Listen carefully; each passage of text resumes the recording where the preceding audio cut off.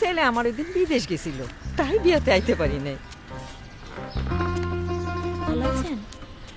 বাহ, বউর মুখ দেখি চকচক করতেছে, আজকে মনে হয় খুশি সংবাদ শুনেই যাবো। বৌমা যাও, তোমার চাচির জন্য মিষ্টি নিয়ে আসো। আচ্ছা। আজকে আমার বৌমা আমার ইংরেজিতে প্রথম নাম লেখা শিখাইছে। তাইলে এটা খুশি সংবাদের মিষ্টি না? না, ওই খুশি সংবাদের মিষ্টি না। তাড়াহুড়ার তো কিছু নাই। আগে ওরা দুইজন দুইজনকে ভালো করে জানুক, তাছাড়া আমার বউয়ের 20 বছর পূর্ণ হোক, তারপরে দিব খুশির সংবাদ।